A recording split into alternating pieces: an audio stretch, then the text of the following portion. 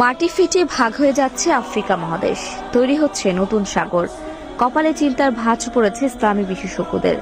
এটাই কি তবে কিয়ামতের আরেকটি আলামত? প্রিয় নবী হযরত মুহাম্মদ সাল্লাল্লাহু আলাইহি ওয়াসাল্লাম সহিহ মুসলিমের হাদিস নম্বর 2877 বলে গিয়েছেন যে কিয়ামতের সময় পৃথিবীর বড় বড় পরিবর্তন এবং ভয়ঙ্কর ঘটনা ঘটবে, যার মধ্যে একটি হলো জমিন ফেটে যাওয়া। তাহলে আমরাই হব পৃথিবীর শেষ জাতি।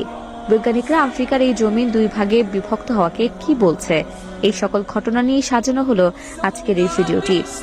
এর সাথে আরো কিয়ামতের এমন 5টি বড় আলামত সংঘটিত হয়ে গেছে, সে সম্পর্কেও আপনাদের আজ অবগত করব। তাই প্রিয় দিনী ভাই ও বোনেরা, সাবধান হন আজ থেকেই। সব ভুলে যারা দুনিয়াবী মায়ায় পড়ে আছেন তারা একবার চিন্তা করুন, দুনিয়া জীবন শেষে আখিরাতে আপনি আল্লাহর সামনে কি নিয়ে দাঁড়াবেন। তাই ভিডিওটি সবার কাছে শেয়ার করে দিন এবং সবাইকে আল্লাহর পথে আসার জন্য আহ্বান করুন। তো চলুন ভিডিওটি শুরু করা যাক। প্রিয় দর্শক, আল্লাহ রাসূলের বলে যাওয়া অসংখ্য কথা সাহাবীরা বিভিন্ন হাদিস শরীফের মধ্যে লিপিবদ্ধ করে গেছেন। সে সকল ঘটনার মধ্যে কিয়ামতের কিছু আলামত বলা আছে।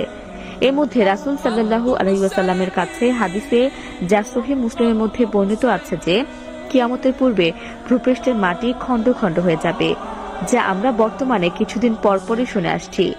প্রায় দিনই খবর আসে কোনো একটি দেশের একটি ভূখণ্ড সেই দেশটির ভূমি ত্যাগ করে মাঝ সমুদ্রের মধ্যে গিয়ে একটি আইল্যান্ডে পরিণত হয়েছে। এছাড়াও কিয়ামতের আরো কিছু বড় বড় আলামত আছে, যেগুলো আমাদের সামনে প্রকট হয়ে গেছে। তার মধ্যে একটি আলামত বা কিয়ামতের সূচনা হলো মহানবী সাল্লাল্লাহু আলাইহি ওয়াসাল্লামের মৃত্যু।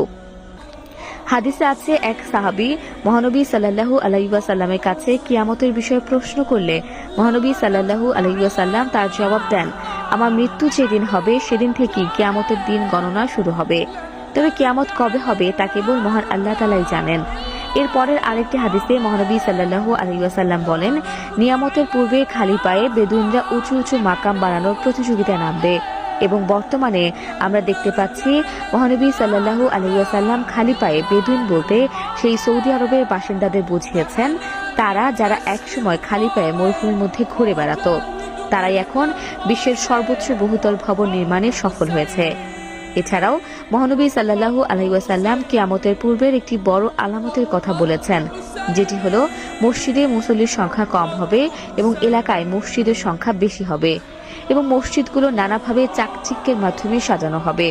বর্তমানে আমরা তাই দেখতে পাই।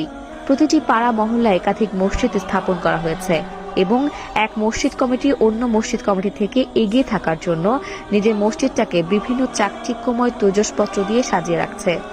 এছাড়াও কিয়ামতের আরো একটি বড় আলামত হচ্ছে ফোরাত নদী। মহানবী সাল্লাল্লাহু আলাইহি ওয়াসাল্লাম হাদিসের মাধ্যমে আমাদেরকে জানিয়েছেন যে কিয়ামতের পূর্বে ফোরাত নদী শুকিয়ে যাবে এবং সেখান থেকে স্বর্ণের পাহাড় ভেসে উঠবে। হয়তো স্বর্ণের পাহাড় ভেসে ওঠেনি, তবে ফোরাত নদী শুকিয়ে যাচ্ছে এবং তার ভেতর থেকে স্বর্ণের দানা খুঁজে পাওয়া শুরু হয়ে গেছে। তা দর্শক, আজ পর্যন্তই। আবার আসবো নতুন নতুন সব তথ্য নিয়ে। সে পর্যন্ত সবাই ভালো থাকুন, সুস্থ থাকুন। এতক্ষণ 24 ঘন্টা নিউজের সাথে থাকার জন্য আপনাকে ধন্যবাদ।